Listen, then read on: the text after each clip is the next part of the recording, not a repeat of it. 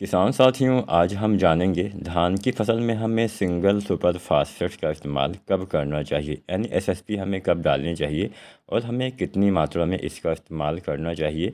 सही और सटीक जानकारी के लिए पूरा वीडियो देखिएगा और चैनल को अगर अभी तक आपने सब्सक्राइब नहीं किया है तो एसआरजे खेती चैनल को सब्सक्राइब करके बेल आइकन ज़रूर दबाएँ, वीडियो को लाइक शेयर भी करें।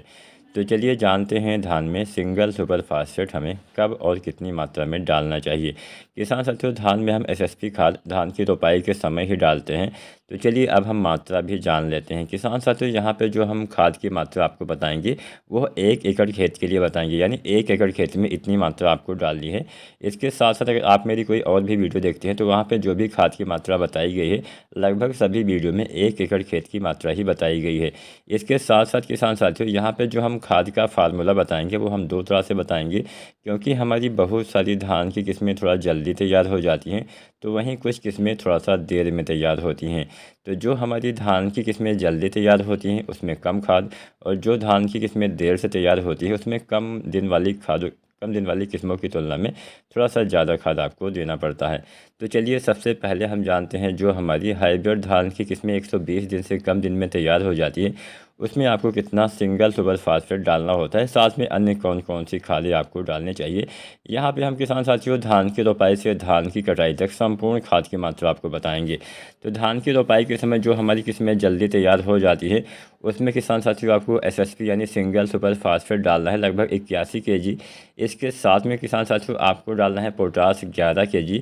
इसके साथ में आपको यूरिया डालना है 27 kg। अब इसका इस्तेमाल रोपाई के समय या फिर रोपाई के 3-4 दिन के अंदर आपको कर देना चाहिए। अब यहाँ पे आप चाहें तो जो सागरिका दानेदार आती है इसका भी इस्तेमाल कर सकते हैं 8 से 10 kg पर एकड़ तक। अब चलिए वीडियो में थोड़ा आगे बढ़ते हैं। जब हमारी धान की रोपाई के 25 दिन हो जाते हैं तो धान की रोपाई के 25 दिन पे आपको डालना है फिर से यूरिया 30 kg। साथ में जिंक सल्फेट 33% वाला आपको डालना है लगभग 5 kg। साथ में सल्फर 90% वाला आपको डालना है किसान साथियों 3 kg। तो ये 3 खादें आपको रोपाई के 25 दिन पे। इसके बाद में रोपाई के 45 दिन पे आपको यूरिया डालनी है 30 kg और एमओपी पोटास आपको डालना है 12 kg। तो यहाँ पे हमने धान की रोपाई से धान की कटाई तक संपूर्ण मात्रा आपको बता दी जो किस्में थोड़ा जल्दी तैयार होती हैं। अब हम हाइब्रिड धान की उन किस्मों के बारे में भी जान लेते हैं जो हमारी धान की किस्में थोड़ा सा देर में तैयार होती हैं।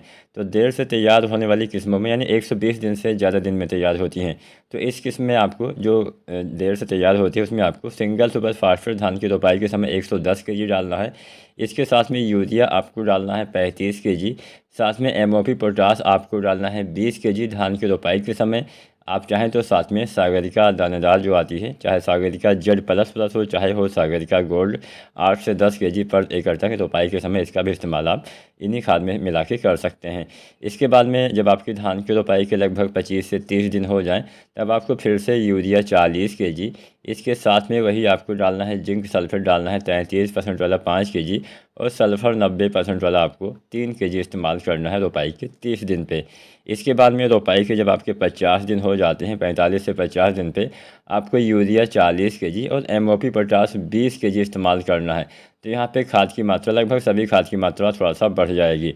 तो ये फार्मूला आप डाल सकते हैं। बहुत बार क्या होता है कि हमें धान की रोपाई के समय डीएपी नहीं मिलता है ना तो हमें एनपीके मिलता है, तो हम एसएसपी यानी सिंगल सुपर फास्फेट का भी इस्तेमाल कर सकते हैं।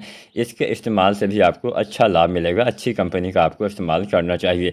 किसान साथियों, इसके साथ में कुछ आप घुलनशील उर्वरक का भी इस्तेमाल करते हैं, जैसे आप एनपीके 19-19-19 भी डालते होंगे।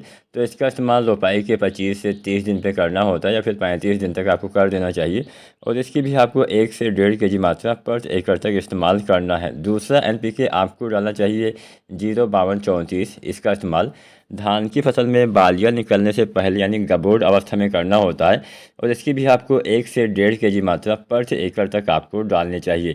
अब इसके साथ में जब आप 05234 एनपीके का इस्तेमाल करते हैं तो जो 20% वाली बोरोन आती है तो बोरोन का इस्तेमाल करेंगे तो अच्छा लाभ मिलेगा। आपके पौधे में जो परागण होता है सही से होता है, तो बोरोन 20% वाले की लगभग 100 से 125 ग्राम मात्रा पर एकड़ तक आपको वही आपको गबोड अवस्था में 05234 के साथ डाल देना है।